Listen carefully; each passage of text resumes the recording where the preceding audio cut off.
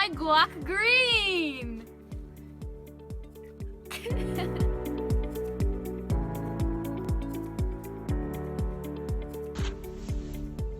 Today we are going to show how often we interact with light and color, and how much we depend on it and use it in our everyday lives.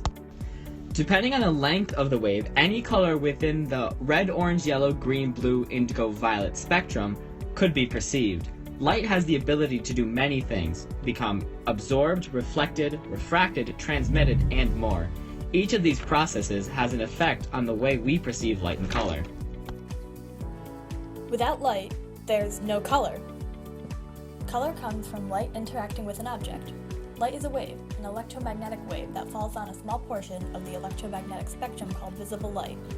All visible light is between 7 times 10 to the 14th hertz and 10 times 10 to the 14th hertz.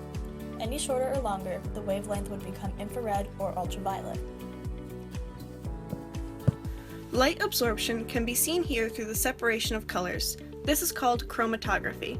We used coffee filters and water to separate out each component that makes up the color we see. For example, black. Black is actually made up of all the colors absorbed into an object, whereas white is all the colors reflected from an object.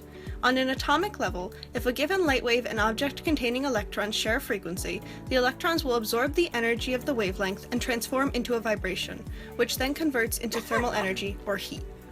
This is why black cars become extremely hot compared to white cars during the summer. Light absorption can be so powerful that heat could become deadly to living organisms in its path. Another thing light can do is reflect. Mary Beth is wearing a black sweatshirt, making her very warm.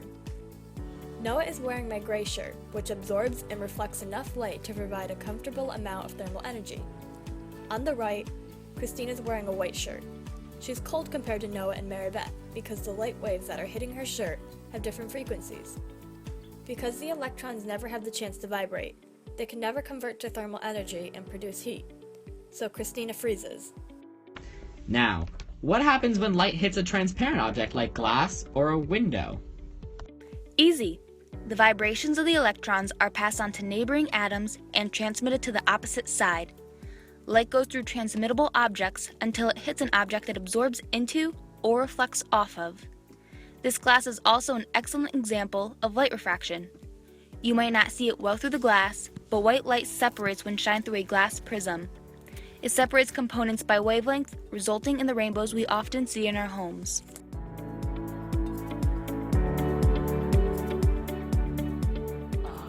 Yes! Yes! Yes! Hello, I am Sir Isaac Newton from England, and I was the first to understand the rainbow. I discovered this by refracting white light into a prism, resolving it into component colors: red, orange, yellow, and green, blue, and violet. Before my discoveries, people believed that color was a mixture of light and darkness, and that color produced by prisms. That prisms colored light. No, this is not true. This is false. False, false, false, false, false. The truth is, however, that prisms weren't coloring light. Light alone is responsible for color. I believe that light is a particle, and they think it is a wave. No, my friend, no! People were stunned, artists amazed, and the whole science game changed by me. I, James Clerk Maxwell, a Scottish scientist, developed a scientific theory to explain the electromagnetic waves. I was able to sum up all previous knowledge of electricity and magnetism and produce 4 equations which became the superb theory of electromagnetism, published in 1873. I also presented the first durable color photo in 1861. My research concluded that electromagnetism can travel in the form of waves at the speed of light, and that light itself is an electromagnetic wave.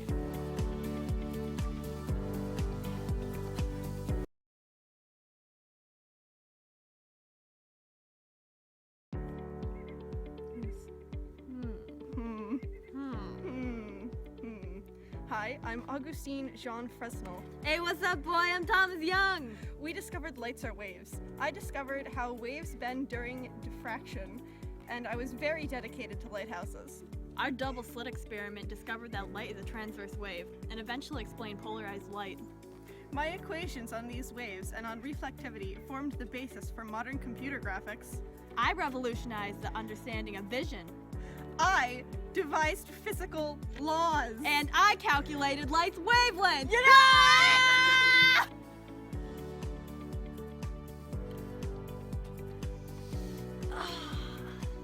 Though my discoveries were right about the rainbow, they were not right about the particles.